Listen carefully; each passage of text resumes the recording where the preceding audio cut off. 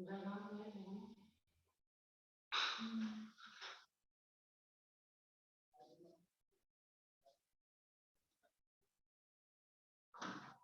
sudah tunggu berapa yang kita kok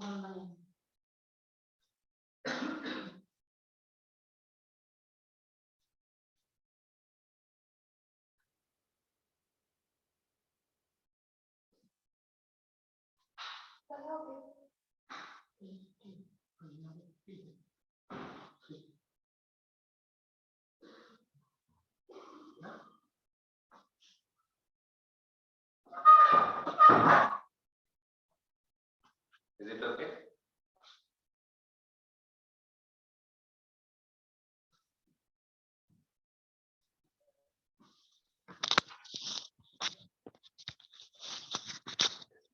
तो बच्चों हम लोग देख रहे थे ट्रांजिस्टर एज अ स्विच। अब देखेंगे हम लोग ट्रांजिस्टर एज एन एम्पलीफायर। तो जो हमें अभी यूज करना है मैं छोड़ देता हूं, बाकी सब डिलीट कर देते हैं ना। अब इस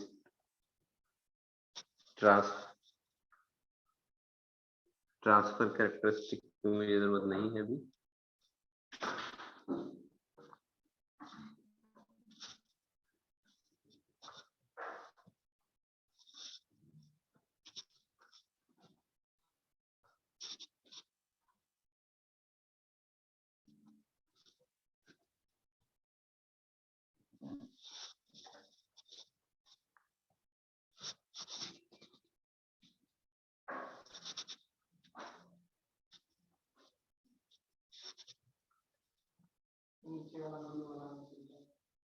जल्दी करो।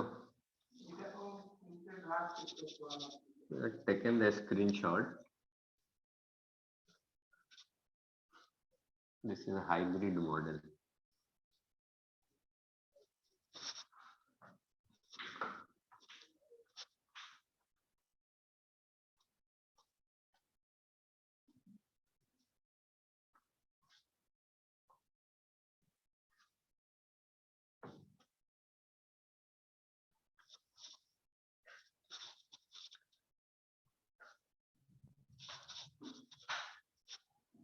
तो अब हम लोग देखने वाले हैं transistor as an amplifier. Transistor as an amplifier, as an amplifier. और हमने यहां देखा था VBB बराबर VBE प्लस IBRB, इक्वेशन 1। और जगह खाली करना है ये वाला।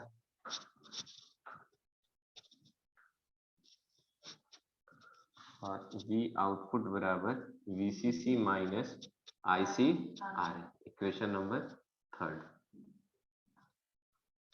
ये जगह भी खाली कर लिया।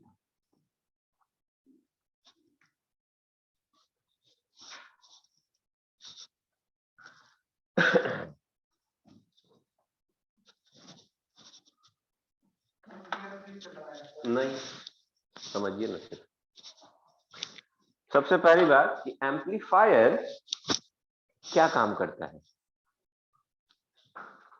What amplifier do? वोल्टेज को बढ़ाता है। लो इनपुट वोल्टेज को हाई आउटपुट वोल्टेज में बढ़ाता है। आपने देखा होगा माइक्रोफोन हम लोग जो यूज करते हैं, माइक पे जो बात करते हैं, तो उसमें एक ट्यूनर होता है जिससे वॉल्यूम बढ़ाते हैं।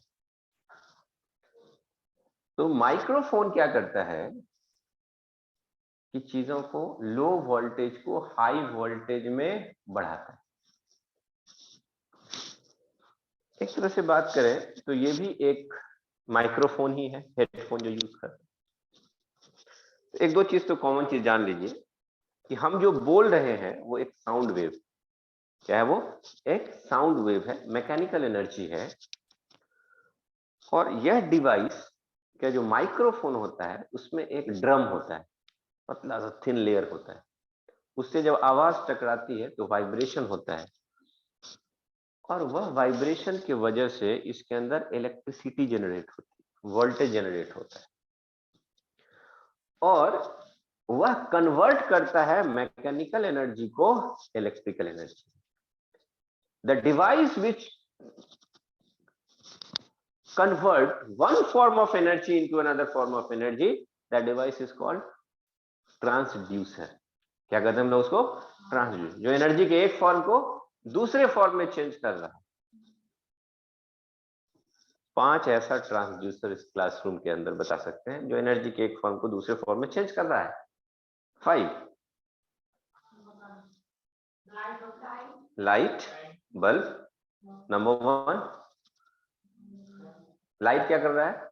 इलेक्ट्रिकल एनर्जी को लाइट एनर्जी में, फैन इलेक्ट्रिकल एनर्जी को मैकेनिकल एनर्जी में। 2 चार्जर भी बोल सकते हैं, इलेक्ट्रिकल एनर्जी को केमिकल एनर्जी में। AC which convert electrical energy into thermal energy, और हम लोग केमिकल एनर्जी को मैकेनिकल एनर्जी में केमिकल एनर्जी को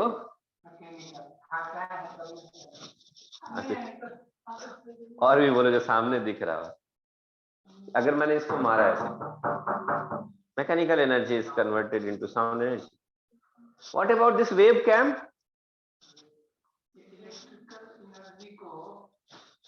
this is called what? Wave cam is called what device?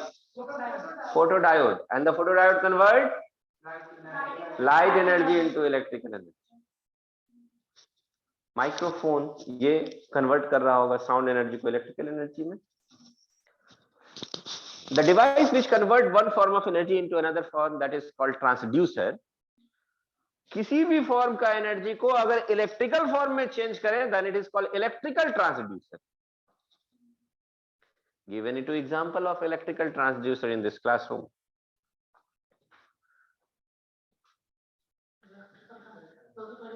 Photodiode, webcam which convert light energy into electrical energy. Number 2, this microphone which converts sound energy into electrical energy, that is electrical transducer. क्या हो रहा होगा? मान लीजिए हमने कुछ microphone, mic होता है हमारे पास और हम बोलते हैं,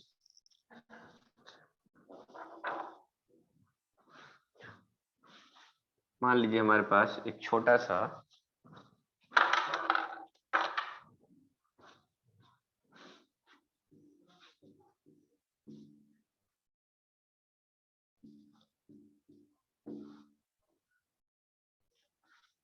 एक एम्पलीफायर दिखाते हैं। मान लीजिए ये एम्पलीफायर है, माइक्रोफोन है,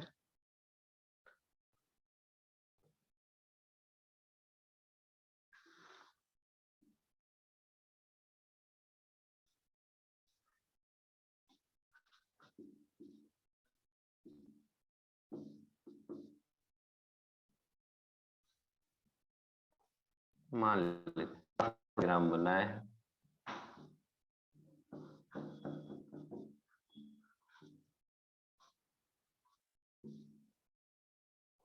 दिस इज एम्पलीफायर। मान लीजिए है ना, कौन है गायक? सुजीत। मान लीजिए कोई आदमी बोल रहा है, ये जो बोला या बोली whatever, इसका sound energy it will convert into electrical energy, that is electrical transducer, that is mic. और वह सिग्नल गया कहां? यहां पे दिखा रहे, और ये जो सिग्नल आया बड़ा वीक था,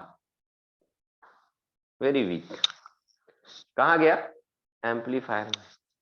एम्पलीफायर ने क्या किया? उस लो वोल्टेज को हाई वोल्टेज में बदल दिया। अब देखिए पिक, ये लो इनपुट वोल्टेज था, ये हाई आउटपुट वोल्टेज में बदल दिया, इधर निकल गया। फिर ये क्या किया, इलेक्ट्रिकल एनर्जी को मैकेनिकल एनर्जी में, साउंड एनर्जी में कन्वर्ट कर दिया। तो अगर हमने बोला मेरे साउंड के अकॉर्डिंग कन्वर्ट हुआ 5 milli volt,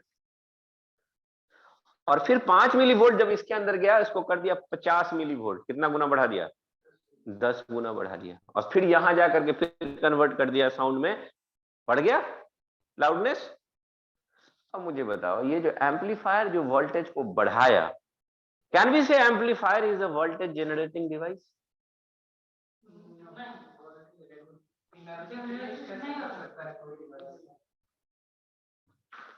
can we say it is voltage generating? तो 5 मिली वोल्ट को इसने 50 मिली वोल्ट में बदल दिया भाई, 45 मिली वोल्ट बढ़ाया। Can we say it is voltage generating device, yes और नो? इफ यस, अगर हाँ कहते तो एम्पलीफायर नहीं, इसका नाम जनरेटर रख देते हैं। कुछ देखिए फिगर को ध्यान से, कुछ दिख रहा है? क्या लगा हुआ, एक बैटरी लगा हुआ एक्सटर्नल, एम्पलीफाई करेगा of the cost of this battery. जो माइक्रोफोन होता है उसके अंदर से बैटरी निकाल दीजिए, देखिए वो काम नहीं करेगा। इसके अंदर भी चार्ज करते हैं बार बार, चार्ज नहीं करेंगे तो ये काम नहीं करेगा। तो amplifier is not a power generating device, it is amplifying device. Amplify करता of the cost of external DC voltage source, उसके बेसिस पे करता है। तो जहां जहां ट्रांसमिशन का काम हो रहा है वहां वहां वी नीड एम्पलीफायर। हम लोग बोल रहे हैं, हमारा मोबाइल फोन से हमने जो बोला वो एम्पलीफाई कर दिया, दैट कन्वर्ट साउंड एनर्जी को इलेक्ट्रिकल एनर्जी में, फिर इलेक्ट्रिकल एनर्जी को थोड़ा सा एम्पलीफाई करेगा, थोड़ा सा फ्रीक्वेंसी मिक्स करेगा, कैरियर फ्रीक्वेंसी बढ़ाएगा और उसको नजदीकी टावर के पास भेज देगा। नजदीकी टावर उसको एक्सेप्ट करेगा और फिर उसको और एम्पलीफाई करेगा और फिर उसको दूसरे टावर को देगा, कैरियर थोड़ा और मिलाएगा वो, और इसी तरह से इंफॉर्मेशन एक जगह से कहां जाता है, दूसरी तरफ ट्रांसफर होता चला जाएगा। तो जितना भी आप टावर देख रहे हैं वो एक ऑसिलेटर भी है, कैरियर वेव जनरेट करता है, वोल्टेज को बढ़ाता भी है, एम्पलीफायर भी है, और फिर उसको भेजता है। तो दोनों काम करता है। तो एम्पलीफायर एक वोल्टेज बढ़ाने वाला डिवाइस है, लो वोल्टेज को हाई में बदलता है। आप देखते होंगे घर में डीटीएच लगता है, केबल वाला जो आता है, हर 4 घर 5 घर 10 घर के बाद एक छोटा सा बॉक्स लगा देते। आपके यहाँ पिक्चर क्वालिटी खराब हुई, साउंड क्वालिटी खराब हुई, बोलता है आपके यहाँ एम्पलीफायर लगा देते, आपके यहाँ की पिक्चर क्वालिटी साउंड क्वालिटी बढ़ जाएगी, और आप बोल देते हैं हाँ ठीक है लगा ली, अच्छा मेरे यहाँ का पिक्चर क्वालिटी साउंड क्वालिटी बढ़ जाएगा। आपसे परमिशन लिया, उसने लगा दिया, और उससे 2 ठो वायर निकाल के आपके यहाँ जो मेन सर्किट था करंट का उसमें जोड़ दिया। अब एम्पलीफाई आपका तो करेगा ही, अगला 10 घर का भी एम्पलीफिकेशन कहाँ से करेगा, आपके यहाँ की इलेक्ट्रिसिटी, उसका बिजली बिल कौन देगा? लगाने देना है, डिस्काउंट देगा फिर तो भाई, हाँ कम करो, 500 लेते मैं 400 रुपये लो, लेकिन हमें पता ही नहीं होता है। झगड़ा नहीं करना है। Electronic device consumes very less power, बहुत कम पावर कंज्यूम करता है। तो amplifier is not a voltage और power generating device, it is just amplification या एम्पलीफायर डिवाइस। दूसरा पॉइंट हमने क्या बताया कि transistor will be in active region. किस रीजन में होना चाहिए? एक्टिव रीजन में होना चाहिए। अब आइए एम्पलीफायर के बारे में। एम्पलीफायर का अगर सर्किट डायग्राम देखें, ये दिख रहा है मुझे। अगर हमने इनपुट वोल्टेज को चेंज किया, if input voltage is not 0, अगर हम इनपुट वोल्टेज में कुछ भी चेंज करें, वो वोल्टेज कहीं ना कहीं तो ड्रॉप होगा। वोल्टेज ड्रॉप कहां होता है? रेसिस्टेंस पे। तो अगर आपने इनपुट वोल्टेज में कुछ चेंजेस लाया, that will change the base current and that will drop on internal resistance of cell as well as resistance of base current, और इन दोनों को मिला करके हमने नाम रखा RI। RI मतलब इनपुट रेसिस्टेंस। क्या नाम रखा? Input resistance. या एक काम कीजिए, इस RI को कर दीजिए इंटरनल रेसिस्टेंस और इस R को क्या बोल दें, इनपुट रेसिस्टेंस। तो we can write delta VI is equal to delta IB into R, and this R is called what, input resistance. It is related to the input circuit. So whenever there is change in the input voltage, that will change the base current, and if the base current will change, you know it is in common emitter mode, that is delta IC by delta IB. It means delta IC बराबर beta into delta I. So if you are changing the input voltage, you are just changing the base current, and if you are changing the base current, collector current will change. और अगर collector current change हुआ तो याद रखिएगा, in case of amplifier हम लोग VCC को constant लेते हैं। VC को क्या लेते हैं, VCC को क्या लेते हैं, कांस्टेंट लेते हैं। तो equation number third, from equation number third, what is equation number third, V output बराबर VCC माइनस IC R। ये देखिए, और अगर हमने आउटपुट के वोल्टेज में चेंज लिया, अगर हम डेल्टा इधर लगाएंगे तो इधर भी डेल्टा लगाएंगे, तो क्या होगा बोलो, delta VCC minus delta IC RL। चूंकि VCC कांस्टेंट है तो उसका चेंज क्या होगा बच्चों, 0 होगा। तो आपका आउटपुट वोल्टेज में चेंज क्या हो जाएगा बोलिए, minus delta IC into RL हो जाएगा। Just see, if you are changing the input voltage, this input voltage will change the base current, and this base current will be change the collector current, and this collector current will change the output voltage। तो कहीं ना कहीं indirectly input voltage को change करेंगे तो उसका effect कहां देखने को मिल रहा है, आउटपुट वोल्टेज को मिल रहा है। हाँ, दोनों हो सकता है। अब अगर हम बात करें बच्चों कि वोल्टेज गेन क्या होगा, इसमें एक टर्म आया voltage gain, A for gain amplification, V for voltage. This voltage gain is change in output voltage divided by change in input voltage. And what is change in output voltage? Minus delta IC RN. And what is delta V, delta VI? That is delta IB into R. And this delta IC by delta IB is beta.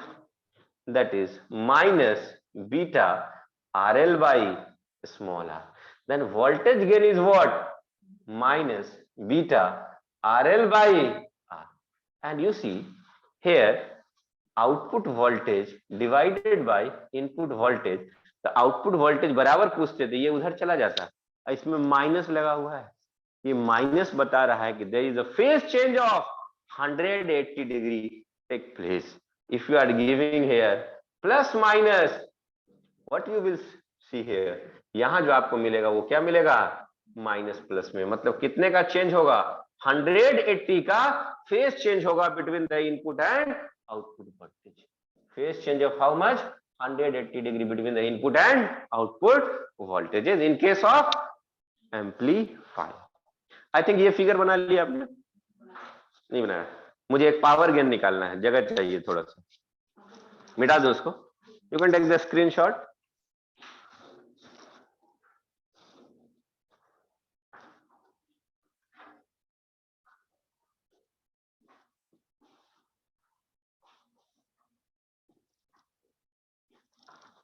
You can take the screenshot, थोड़ा सा मिटाना है मुझे।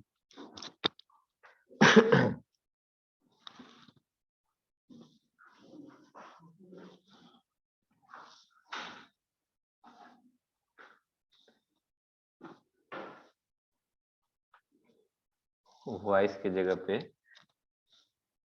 एक चमक दिख रहा होगा, तो रिफ्लेक्शन से उसके माउथ से जो निकल रहा है वो रिफ्लेक्शन निकल रहा है। हो गया, चलिए मैं इसको मिटाता हूँ सिर्फ।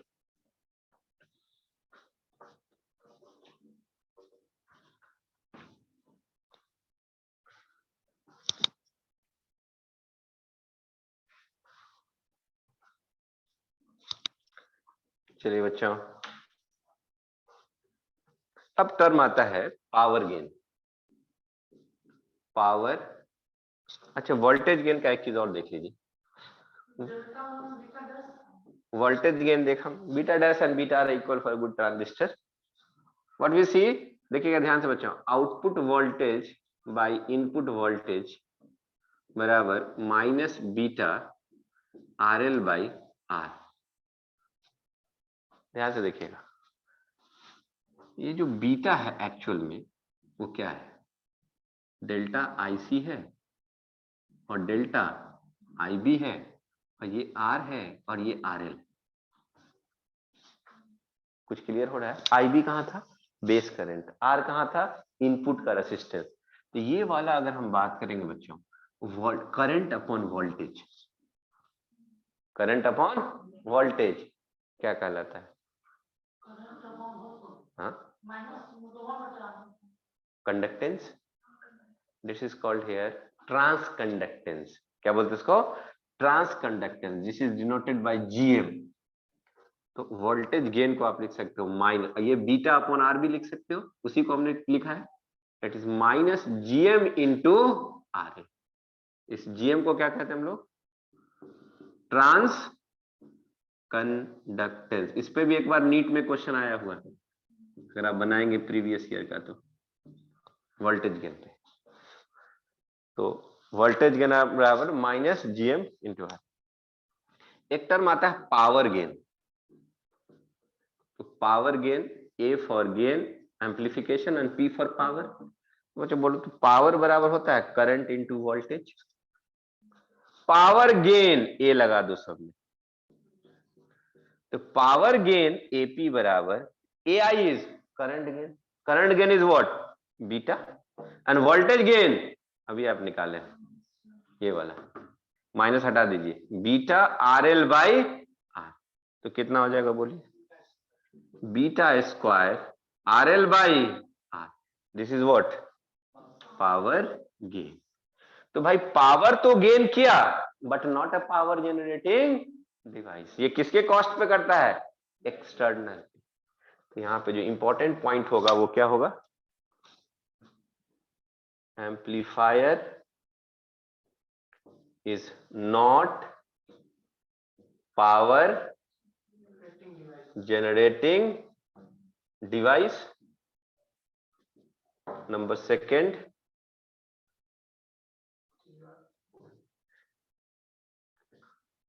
transistor remains in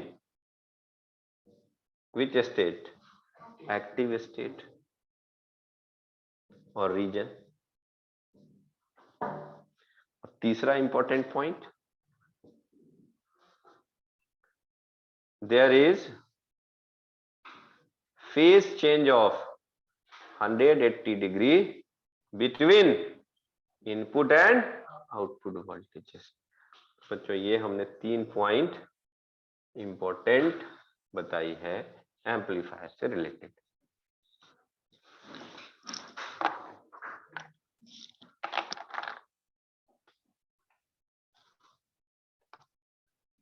You can take the screenshot.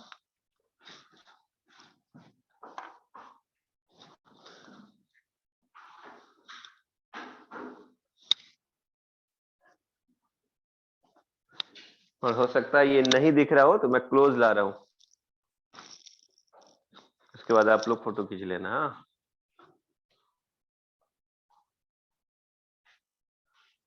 सिर्फ इसके लिए, फिर मैं उसको वापस लेके चला जाऊंगा। Is it clear?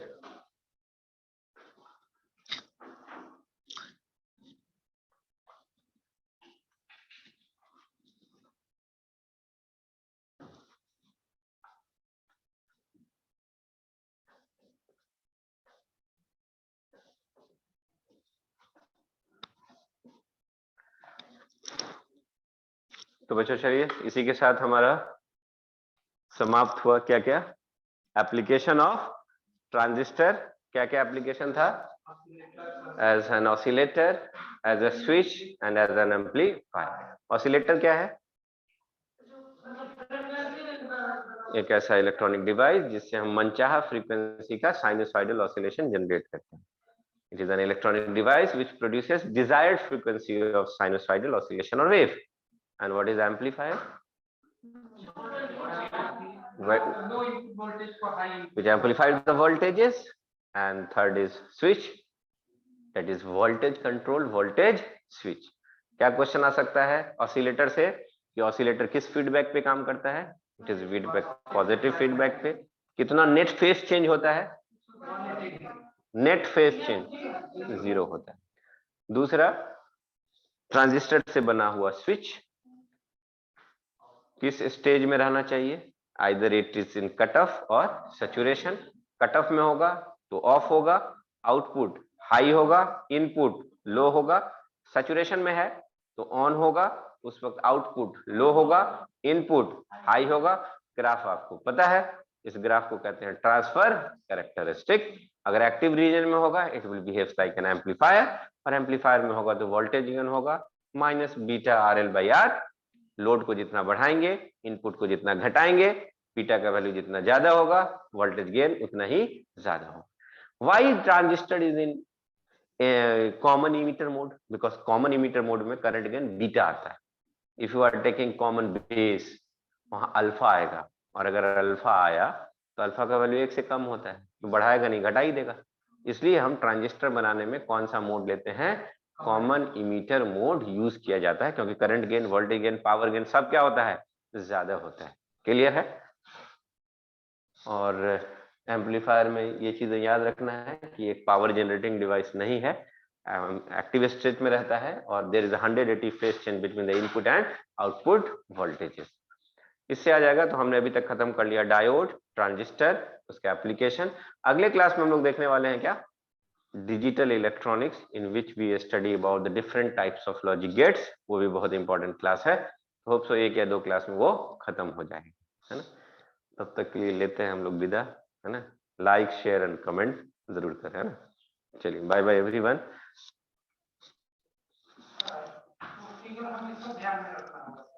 कौन सा कौन सा? सब चीजें तो बता ही दिया. फिगर से तो नहीं. नहीं, हाँ फिगर की जरूरत, अगर देखो ये कर दो, ऑफ कर दो, बोल दो तो.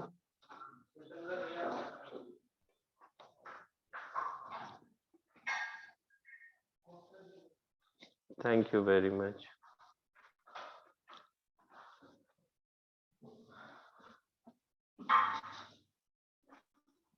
आज का क्लास खत्म हो गया है.